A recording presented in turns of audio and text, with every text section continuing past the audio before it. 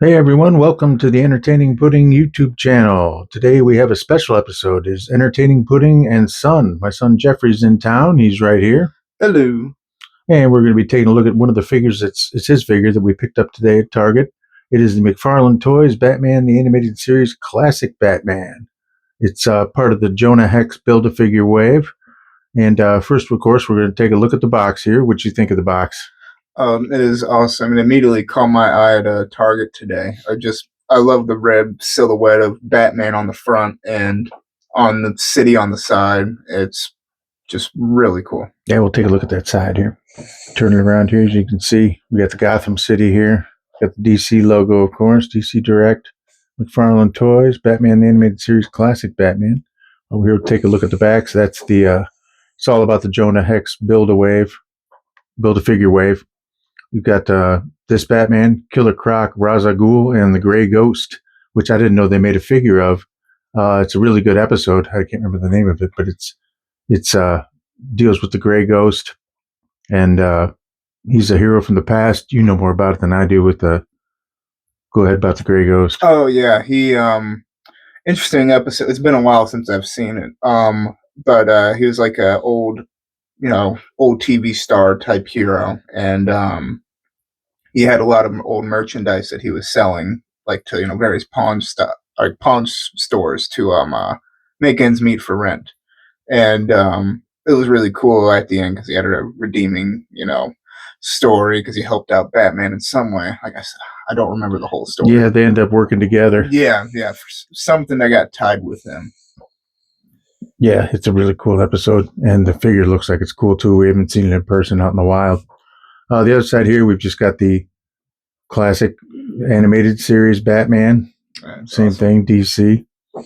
And that series is iconic. Some people say it's the best animated Batman, and I would agree. Mm-hmm. And also a Mask of the Phantasm, they say is some of the best movie, and that's a spinoff from the series. Yeah, that was really cool. Because I think the villain popped up later in Justice League Unlimited. I remember it was a brief little moment, but she popped up because she was gonna kill Terry. Was it Terry McGinnis? Is that his name? Yeah. She was gonna kill his parents, but she couldn't go through with it. Ah. See, I don't remember that. Yeah, it was like back in Unlimited when Amanda Waller was older, and she was telling the whole story of how Terry McGinnis came to be, and he was Bruce Wayne's son. Oh, kind of in a weird scientific way. That's the name of it. Epilogue. Yeah, I think it's a season finale. Yeah, I remember that. Yeah, that's pretty cool. There's some other great episodes we were talking about earlier. The one with the Mad Hatter, where it's called "Perchance to Dream," where the Mad Hatter hooked up Batman to this machine where it gave him his perfect life, where his parents didn't die, and it was a dream world where he never became Batman. But he started getting suspicious when what was he looking at the books? Oh, the books. Yeah, he was looking at the books and he couldn't read. They say you can't read in dreams, and so every book he picked was just gibberish, and he couldn't see what was going on. And then when he saw Batman in the dream that wasn't him, it started clicking in his mind that something wasn't right. I remember when he was running from the police. You remember that? And they were chasing Bruce Wayne because he was acting crazy. And he climbed up a wall, jumped over it, and he's like, "Man, this guy moves like Batman." And the cops were saying, "I was like, well, yeah, because he is Batman." So that's about it for the box here. We'll get on to the regular, checking out the accessories, the paint apps, articulation, sculpt, all that stuff. And then, of course, we'll do some poses. So for right now, we're going to take a pause here. We're going to get inside the box and get him out. All right, here's Batman out of the box with his accessories. He comes with a bunch of stuff here. It's pretty cool. Lots of hands and a batarang and a grapple gun and some disembodied arms. We'll take a look at those first. These are from the Jonah Hex Build-A-Figure, which I think would be cool. I like Jonah Hex. Oh yeah, he was really cool. I remember first time I think at least me seeing him was in the animated series where they went back in the past with Ra's al Ghul. He had like that big blimp in like the Wild West, and he was like hired to go and check that out, and he found like all the soldiers and stuff there. I forget what led him to look in the past, but I just remember that whole part. Yeah, It then we was really saw him cool. in Justice League, the animated series, Oh yeah, when they went back in time. Yeah, he comes with his hands and everything on both arms. Yeah, they went back in time to the Old West, and Jonah Hex makes a comment and says, "I figure you folks are time travelers." And they're like, "Well, how'd you know that?" And then what he said, oh, I forgot what he said. "Oh, I've had an interesting life." Oh, So yeah. yeah, he knew because Jonah Hex went forward in time, became just Hex in the comic books. But yeah, he did have an interesting life. So that's the arms there. He comes with a card, which we've got in a nice DC stand here. It's got a picture that's the same on the side of the box with the classic uh, animated Batman and the Batman animated series logo with the red circle behind there.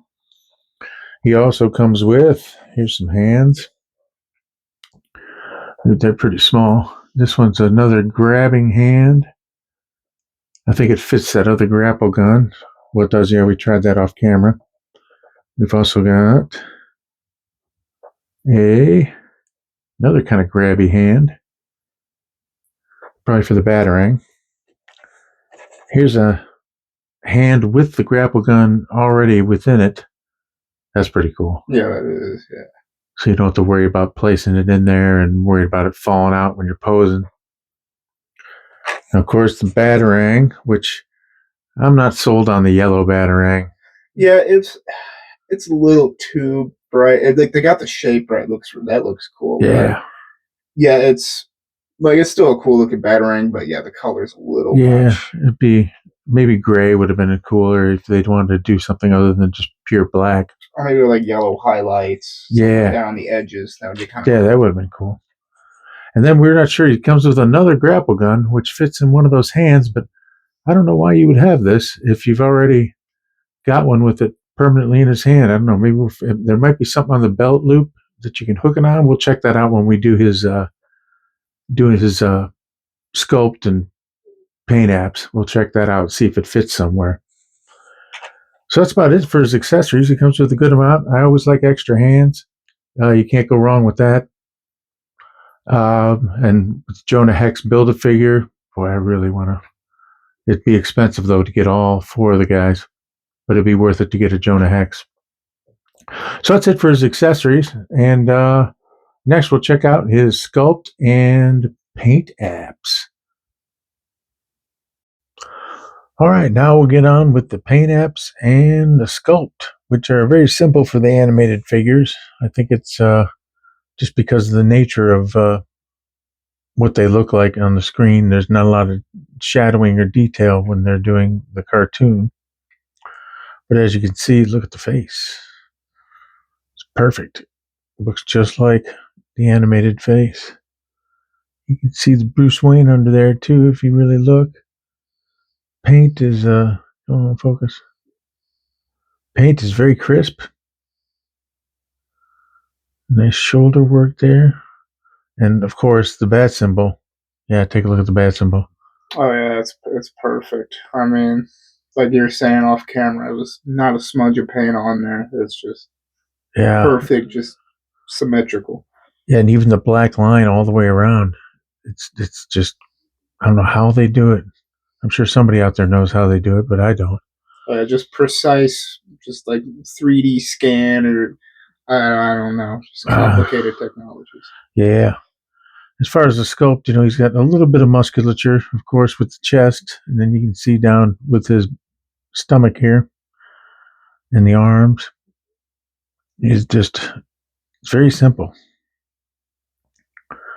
but it's perfect for what it is. Belt, utility belt, goes all the way around. Let me pick up his cape there and throw it over his head. Utility belt goes all the way around, nothing on the back. There's Batman butt. His hands, arms. You can see he's got the fins on the side there. I forgot what they're called. I call them fins. Hands are nicely done, as we saw when we did the accessories. Very nice.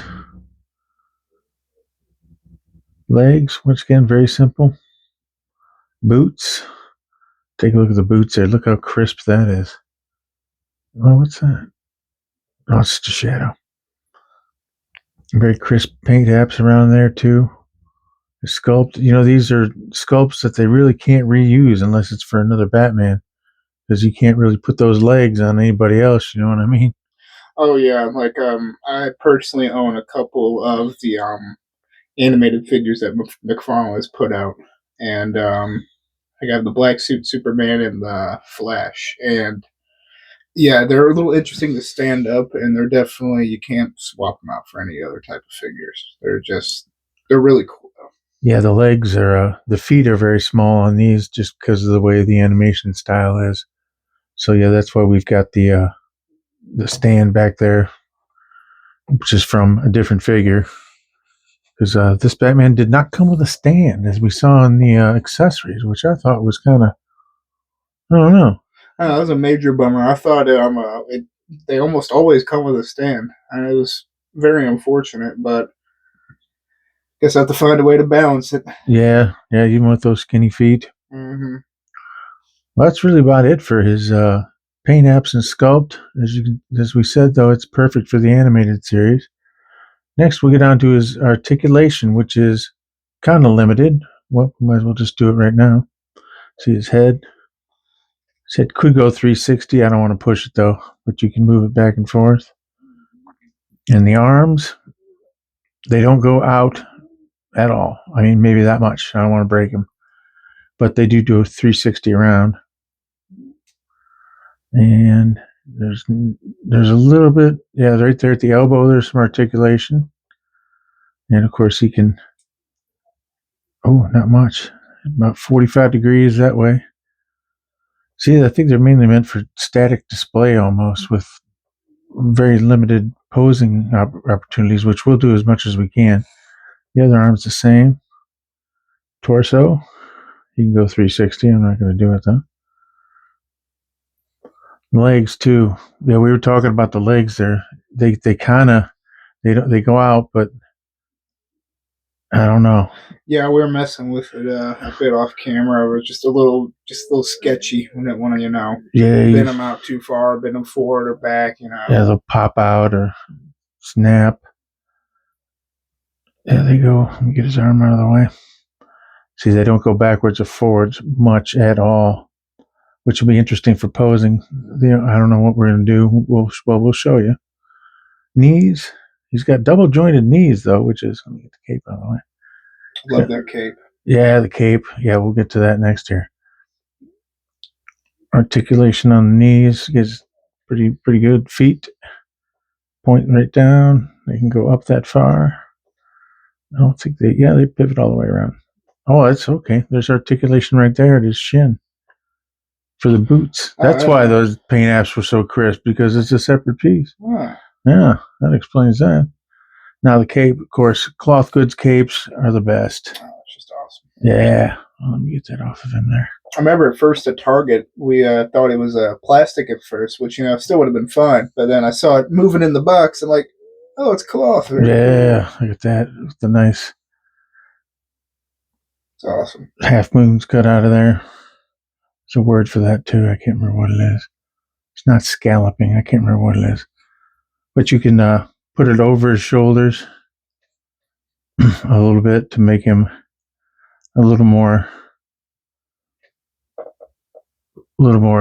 standing in the dark style there, as you can see. So that's about it for his articulation and paint apps. Now we're going to try to pose him a little bit here. We'll see what we can do. We'll take some pictures and we'll show him next. So just stay tuned here for just a minute.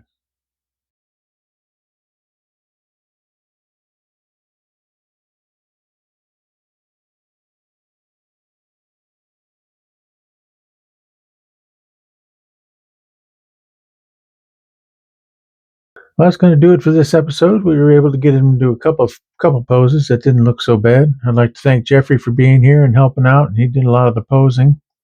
Yep, no problem here. Batman is one of my favorite heroes in DC or Marvel, so it's been a pleasure doing a review with my father with this figure. So had a lot of fun. All right, so did I. It's been a lot of fun doing it, and we'll do another one too. Maybe a couple. We'll see what happens. Uh, as for that, that's about it there. So we will see you in the next one. Thanks for watching.